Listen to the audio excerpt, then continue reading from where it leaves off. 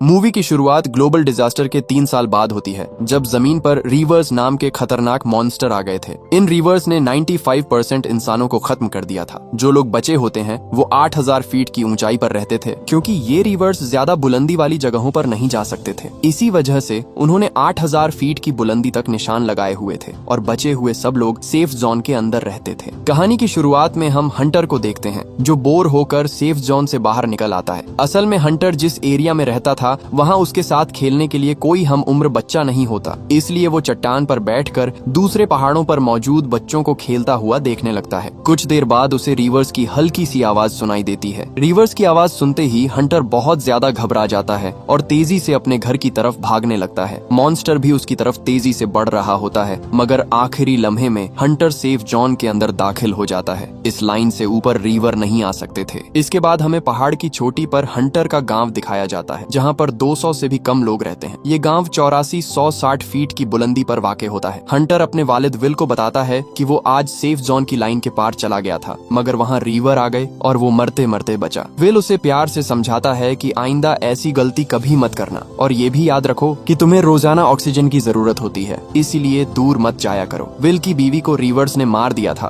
और अब वो अकेले ही हंटर का ख्याल रखता है। इसके बाद हम विल की दोस्त केटी को देखते हैं, जो जंगल में शिकार करने आए होते हैं। केटी एक ही गोली में हिरन का शिकार कर लेती है। जिंदा रहने के लिए उन्हें रोजाना शिकार करना पड़ता है, क्योंकि रीवर्स की वजह से वो किसी दूसरे शहर भी नहीं जा सकते थे। इसीलिए वो खुद फार्मिंग करते हैं और फिशिंग भी किया करते और बड़ी मुश्किल से अपनी जिंदगी गुजार रहे होते हैं। विल के सामने वाले घर में नीना रहती है, जो एक साइंटिस्ट है। वो 3 सालों से एक्सपेरिमेंट्स कर रही है ताकि रीवर्स की कमजोरी का पता चल सके और ये भी कि उन्हें गन से किस तरह मारा जा सकता है। मगर 3 साल गुजरने के बावजूद अब तक वो कुछ समझ नहीं पाई, लेकिन फिर भी उसे उम्मीद है कि एक दिन वो इन रीवर्स को हमेशा के लिए खत्म कर देगी। एक रात हंटर की तबीयत बहुत ज्यादा खराब हो जाती है, क्योंकि उसे लंग्स की बीमारी होती है और सांस लेने में मुश्किल हो रही होती है। विल फौरन उसकी ऑक्सीजन ट्यूब बदल देता है, मगर ये उनके पास आखिरी ऑक्सीजन ट्यूब होती है। अब मजीद ऑक्सीजन ट्यूब लाने के लिए उन्हें बोल्डर सिटी जाना होता है, इसलिए विल नक्शे पर एक सेफ रास्ता ढूंढने लगता है ताकि वो किसी तरह इन रिवर्स से बचकर बोल्डर सिटी पहुंच सकें। अगले दिन हंटर की सालगिरह होती है और विल उसे एक छोटा सा तोहफा देता है, जिससे हंटर बहुत ज्यादा खुश हो जाता है। उनके पास एक रेडियो भी होता है, जिस पर हंटर विल से कहता है कि हम रेडियो के जरिए किसी से कांटेक्ट करके मदद क्यों नहीं लेते। विल उसे बताता है कि रेडियो को ऑन करने के लिए उनके पास बिजली नहीं है। उसी रात फिर हंटर की तबीयत खराब हो जाती है और विल को उसे इंजेक्शन लगाना पड़ता है, मगर ऑक्सीजन ट्यूब के बगैर हंटर चंद ही दिनों में मर सकता था। इसके बाद विल नीना के छोटे से लैब में जाता है और उसे बताता है कि वो कल बोल्डर सिटी जा रहा है और इस मिशन के लिए उसकी मदद चाहिए। विल नीना को ये भी बताता है कि उसे एक रास्ते का पता चल गया है और वो माइन के रास्ते से इन रीवर्स से बच सकते हैं। नीना शुरू में साफ इनकार कर देती है, क्योंकि वो जानती थी कि रीवर्स माइन के अंदर भी आ सकते थे, मगर हंटर की ऑक्सीजन ट्यूब की वजह से वो किसी तरह जाने के लिए मान जाती है। उसी रात नीना एक ट्रैकर भी बनाती है, जिससे रीवर्स की लोकेशन का पता चल सकता था। अगली सुबह विल एक अच्छी सी गन और ढेर सारी गोलियां ले लेता है। तभी वहाँ केटी भी आ जाती है और वो भी उनके साथ जाने के लिए तैयार हो जाती है। केटी भी वहाँ से एक गन ले लेती है। विल उसे समझाता है कि इसमें तुम्हारी जान भी जा सकती है, क्योंकि बोल्डर सिटी का रास्ता बहुत ज्यादा खतरनाक है। मगर केटी कहती है कि हम कब तक इन पहाड़ों पर रहेंगे, एक न एक दिन हमें रिवर्स से लड़ना ही पड़ेगा। ये कहकर वो उनके आगे चलने लगती है। कुछ देर बाद वो 8000 फीट वाली लाइन तक पहुंच जाते हैं और वो जानते थे कि यहाँ से नीचे जाना खतरे से खाली नहीं है। नीना अपने ट्रैकर से चेक करती है तो 500 मीटर की रेंज में कोई भी मॉन्स्टर नहीं होता, जिसके बाद वो इस लाइन से नीचे जाने लगते हैं। वो एक टाउन में पहुंचते हैं जहाँ कुछ पुरानी गाड़ियाँ खड़ी होती हैं और वो उनमें सामान ढूंढने लगते हैं। विल को एक ग्रेनेड लॉन्चर मिलता है, जो वो केटी को दे देता है। नीना को रिवर्स की बॉडी का एक छोटा सा टुकड़ा मिलता है, जो लोहे से भी ज्यादा मजबूत होता है, और वो उसे अपने पास रख लेती है। इसके बाद वो बोल्डर सिटी की तरफ बढ़ने लगते हैं। रास्ते में उन्हें ढेर सारे घोड़े नजर आते हैं। ये देखकर वो हैरान हो जाते हैं कि रिवर्स उन्हें कुछ नहीं कहते, वो सिर्फ इंसानों को ही मारते हैं। फिर वो एक और जगह पर पहुंचते हैं, जो सेफ जोन से 400 फीट नीचे होती है। वहाँ विल बताता है कि सेफ जोन में जाने के लिए कम से कम 15 मिनट लग सकते हैं। उसी टाइम नीना ट्रैकर चेक करती है तो उसे पता चलता है कि एक रिवर्स उनके पास कहीं आ चुका है। ये देखकर वो सब तेजी से भागने लगते हैं। विल चेयर लिफ्ट के स्टेशन पर पहुंचकर उसे ऑन करने की कोशिश करता है, मगर वो ठीक से काम नहीं कर रही होती। दूसरी तरफ केटी के पास ग्रेनेड लॉन्चर होता है। वो जल्दी से उसे रीलोड करती है। जैसे ही रिवर्स जंगल से बाहर आता है, केटी उस पर ग्रेनेड फायर करती है, मगर रिवर्स को उससे कोई फर्क नहीं पड़ता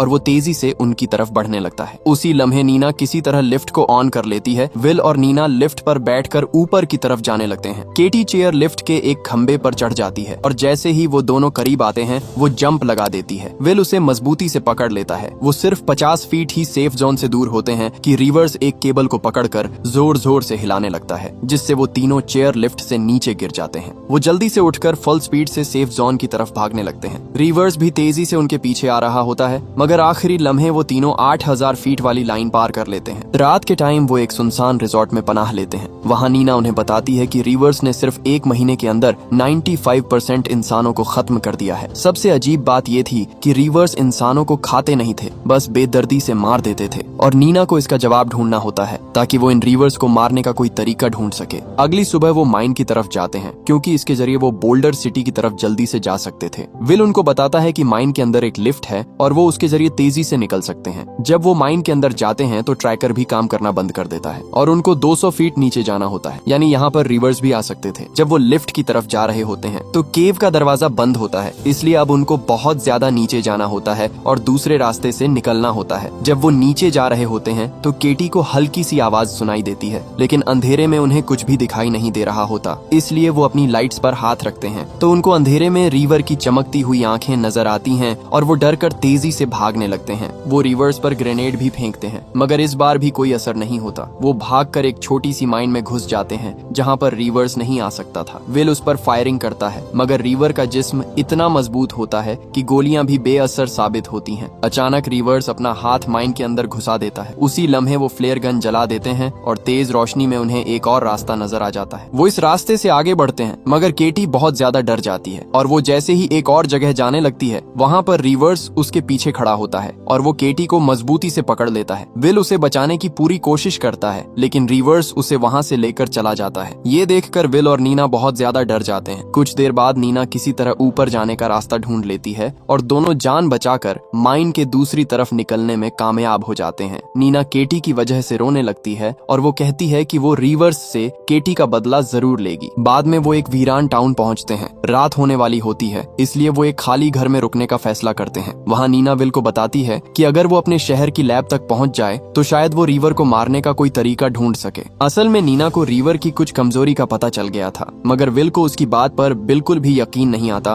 और कहता है कि रिवर्स किसी मौजजे से ही मर सकते हैं। अगले दिन वो गाड़ी लेकर बोल्डर सिटी की तरफ जाने लगते हैं। वो सेफ जोन से आगे गाड़ी को फुल स्पीड से ले जाते हैं और कुछ ही देर में हॉस्पिटल पहुंच जाते हैं। हॉस्पिटल में सब कुछ बिखरा हुआ होता है। वो टाइम वेस्ट के बगैर जल्दी से ऊपर मेडिकल स्टोर की तरफ जाने लगते हैं। वो बड़ी एहतियात से आगे बढ़ रहे होते हैं। जब वो स्टोर में पहुंचते हैं तो विल वहां से ऑक्सीजन ट्यूब्स को ढूंढने लगता है। तभी नीना को रिवर की आवाज सुनाई देती है और वो उनकी तरफ तेजी से बढ़ रहा होता है। विल को उसी टाइम ऑक्सीजन ट्यूब्स भी मिल जाती हैं और वो ट्यूब्स को बैग में पैक कर लेता है और दोनों वहां से भागने लगते हैं। रिवर दीवार की दूसरी तरफ से हमला करता है, मगर वो दोनों उसके हमले से बच जाते हैं और वो तेजी से ऊपर वाले फ्लोर पर जाने लगते हैं। तभी विल को रिवर पकड़ लेता है। नीना समझदारी से काम लेती है और वहां पर रखी कुल्हाड़ी उठाकर रिवर्स को जोर से मारती है, जिससे विल रिवर्स के हाथ से निकल जाता है। फिर वो भागकर आखिरी कमरे में जाते हैं जहां पर विल को ऑक्सीजन सिलेंडर्स नजर आते हैं, जिनको देखकर विल को एक आइडिया आता है। वो खुद एक टेबल के पीछे खड़ा हो जाता है और जैसे ही रिवर उसकी तरफ आता है वो ऑक्सीजन सिलेंडर्स को गोली मार देता है, जिससे एक बहुत बड़ा धमाका होता है और वो रिवर्स खिड़की से नीचे गिर जाता है और बेहोश हो जाता है। अब वो दोनों समझ रहे होते हैं कि रिवर अब मर चुका है। फिर नीना कहती है कि मुझे मेरे ओल्ड लैब तक ले जाओ, मैं वहाँ पर रिवर को मारने का तरीका ढूंढ सकती हूँ। विल इनकार कर देता है क्योंकि उसे ऑक्सीजन ट्यूब्स को जल्द से जल्द हंटर के लिए गांव ले जाना होता है। नीना उसको समझाती है कि एक न एक दिन हमें इनसे लड़ना तो होगा, कब तक हम इन पहाड़ों की चोटी पर फंसे रहेंगे। विल उसकी बात समझ जाता है और फिर वो लैब की तरफ जाने लगते हैं। जैसे ही वो दोनों वहाँ से जाते हैं रिवर्स फिर से होश में आ जाता है। लैब भी सेफ जोन से बाहर होती है, इसलिए रिवर्स किसी भी टाइम यहाँ आ सकते थे। वो लैब के अंदर जाते हैं। नीना ने पहले से ही सब कुछ सोचा हुआ होता है। वो जल्दी से सब कुछ इकट्ठा करती है और उस केमिकल को बुलेट पर लगा देती है और जब फायर करती है तो वो भी काम नहीं करता। तब विल कहता है हमें वापस चलना चाहिए। नीना कहती है कि तुम वापस गांव चले जाओ क्योंकि हंटर को ऑक्सीजन ट्यूब्स की सख्त जरूरत है। मैं तब तक वापस नहीं जाऊंगी जब तक कोई हल न ढूंढ लूं। विल कहता है तुझे यहाँ रिवर्स मार देंगे। नीना कहती है मैं अकेली ही बची हूँ, मेरी कोई फैमिली भी नहीं है। अगर मैं मर भी गई तो किसी को कोई फर्क नहीं पड़ेगा। तुम जाकर अपने बेटे को बचाओ। विल भी उसकी बात मान जाता है और ये सुनकर विल अकेला ही गांव की तरफ गाड़ी पर फुल स्पीड से जाने लगता है। अभी विल रास्ते में ही होता है कि गाड़ी का टायर पंक्चर हो जाता है, जिसकी वजह से गाड़ी उलट जाती है और विल बेहोश हो जाता है। विल कई घंटों तक बेहोश पड़ा रहता है। दूसरी तरफ नीना भी एक्सपेरिमेंट कर रही होती है। वो बुलेट पर एक और केमिकल लगाती है, मगर जैसे ही फायर करती है फिर उसका एक्सपेरिमेंट फेल हो जाता है। तब नीना बहुत ध्यान से सोचती है और उसे एक जबरदस्त आइडिया आता है। इस लैब की तरफ मॉन्स्टर भी आ रहा होता है। नीना जल्दी से फिर काम शुरू करती है और उस केमिकल को बुलेट पर लगाती है और जब फायर करती है तो इस बार एक्सपेरिमेंट सक्सेसफुल हो जाता है। दूसरी तरफ विल को भी होश आ जाता है। जब वो गाड़ी का शीशा तोड़कर बाहर निकलता है तो देखता